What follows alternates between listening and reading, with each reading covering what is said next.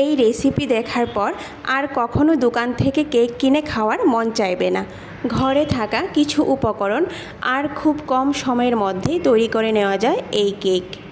বন্ধুরা, যারা কোনোদিন কেক তৈরি করেনি ওরাও খুব সহজেই এই কেকটা তৈরি করে নিতে পারবে। রাধে কৃষ্ণ বন্ধুরা, আমি টুলটুল আর এই টুলটুলের রান্নাঘরে আপনাদের সবাইকে স্বাগত। আজকে আমি তৈরি করে দেখাবো কমলা লেবুর কেক। বন্ধুরা, মাত্র 2টা কমলা দিয়ে পুরো পরিবারের জন্য আপনারা এই কেকটা তৈরি করে নিতে পারবেন। তাহলে চলুন আমি এই কমলা লেবুর কেকটা কি করে তৈরি করছি দেখে নেওয়া যাক।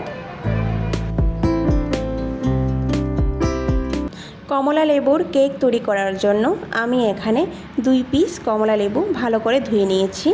এখন এই কমলা লেবুগুলিকে মাঝখানে কেটে রস নিয়ে নেব। বন্ধুরা, আপনারা চাইলে কমলা লেবুর উপরের খোসাটা একটু গ্রেট করে কেকের মধ্যে দিতে পারেন। এটার টেস্ট আমার ভালো লাগে না, তাই আমি দেইনি। আপনারা চাইলে বন্ধুরা দিতে পারেন। বন্ধুরা, 2টো কমলাই আমার এখানে কাটা হয়ে গেছে। এখন আমি এইভাবে কমলাগুলির থেকে রস নিয়ে নেব।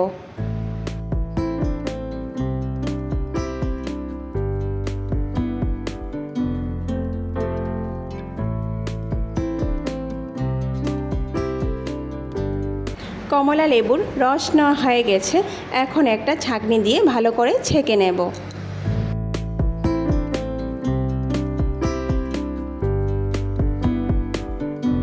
দেখুন, এখানে ছোট বাটির অর্ধেক বাটি রস হয়েছে। আর এই বাটিটা দিয়ে কিন্তু আমি সমস্ত উপকরণ মেপে নেব। এই কমলা লেবুর রসটা একটা বড় বাটিতে নিয়ে নেব। তারপর খুব সামান্য পরিমাণ লবণ দিয়ে দেব।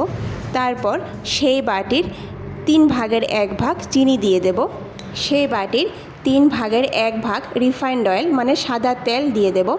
এখন সমস্ত উপকরণগুলিকে ভালো করে মিশিয়ে নেব। 2 থেকে 3 মিনিট সময় ধরে আমি এই মিশ্রণটা মিশিয়ে নেব। দেখুন বন্ধুরা, চিনিটা কিন্তু গলেনি, চিনিটা কিন্তু একটু দানা দানা থাকবে। তারপর আমি সেই বাটির 1 বাটি সুজি দিয়ে দেব। সুজি দিয়ে ভালো করে মিশিয়ে নেব। তারপর যে বাটি মেপে আমি সমস্ত উপকরণ নিয়েছি সেই বাটির 1 বাটির থেকে একটু কম জল এখানে দিয়ে দেব। 1 বাটির থেকে একটু কম জল দিয়ে ভালো করে মিশিয়ে 20 মিনিটের জন্য ঢেকে রাখব। বন্ধুরা, ফিরে আসলাম 20 মিনিট পর। দেখুন, সুজিটা ফুলে কিন্তু দ্বিগুণ হয়ে গেছে। এখন এই সুজিটাকে একটা মিক্সি জারে নিয়ে ভালো করে পেস্ট করে নেব।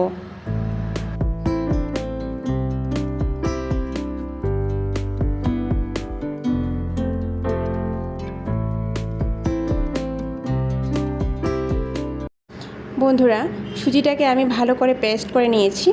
এবার এটাকে একটা সাইডে রেখে দেব। ততক্ষণে আমি যেই বাটিতে কেক তৈরি করব সেই বাটিটা আমি এখানে রেডি করে নিচ্ছি। সেই বাটির মধ্যে আমি সামান্য পরিমাণ রিফাইন্ড তেল দিয়ে পুরো বাটিতে লাগিয়ে নেব। তারপর খুব সামান্য ময়দা দিয়ে ময়দাটাও পুরো বাটিতে লাগিয়ে নেব। আমি এখানে একটা স্টিলের বাটিতে কেকটা তৈরি করব। বাটিতে খুব অল্প পরিমাণ ময়দা দিয়ে পুরো বাটিতে লাগিয়ে নেব। তারপর বাটির মধ্যে যদি এক্সট্রা ময়দা থাকে তাহলে সেই ময়দাটা আমি ঝেড়ে ফেলে দেব। কেক তৈরি করার পাত্রটাও রেডি হয়ে গেছে। আমি এখন এটা একটা সাইডে রেখে দেব। তারপর একটা বড় বাটি নিয়ে সেই বড় বাটির মধ্যে সুজির মিশ্রণটা ঢেলে দেব। মিক্সি জার থেকে সুজির ব্যাটার বাটির মধ্যে ঢালার পর বেশ খানিকটা ব্যাটার কিন্তু মিক্সি জারের মধ্যে লেগে আছে।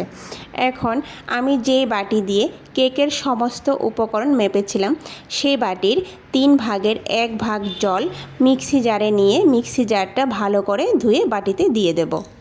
এখন বাটির উপরে একটা চালনি বসিয়ে তাতে 2 চামচ পরিমাণ ময়দা, 1 চামচ পরিমাণ বেকিং পাউডার আর 1 চামচের 4 ভাগের 1 ভাগ বেকিং সোডা দিয়ে দেব। বন্ধুরা, আবারও বলছি, 1 চামচ বেকিং পাউডার আর 1 চামচের 4 ভাগের 1 ভাগ বেকিং সোডা দিয়ে দেব। বন্ধুরা, বেকিং পাউডার দেওয়াটা এখানে স্কিপ হয়ে গেছে, তার জন্য আমি খুবই দুঃখিত। এখন সমস্ত উপকরণ চেলে নেব। সমস্ত উপকরণ ভালো করে মিশিয়ে নেব। দেখুন, ব্যাটার কিন্তু অনেকটা ঘন লাগছে, তাই আমি এতে আবারও 3 চামচের মতো জল দিয়ে দেব। তাহলে ব্যাটারের মধ্যে সর্বমোট জল লেগেছে 1 বাটি দিয়ে আরেক বাটির 3 ভাগের 1 ভাগ।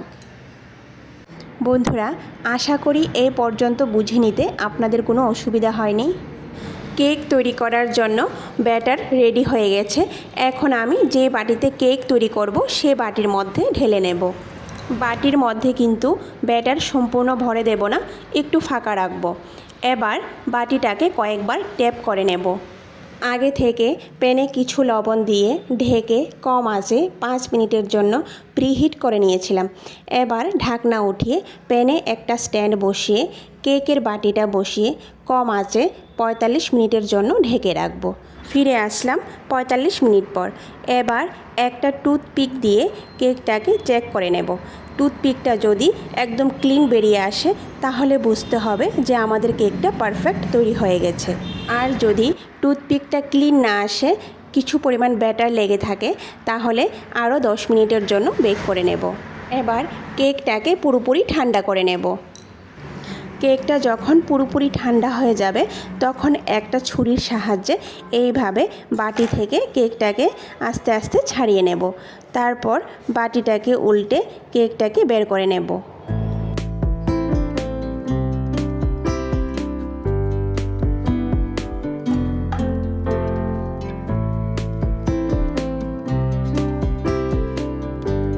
দেখুন বন্ধুরা, কতটা স্পঞ্জি হয়েছে কেকটা।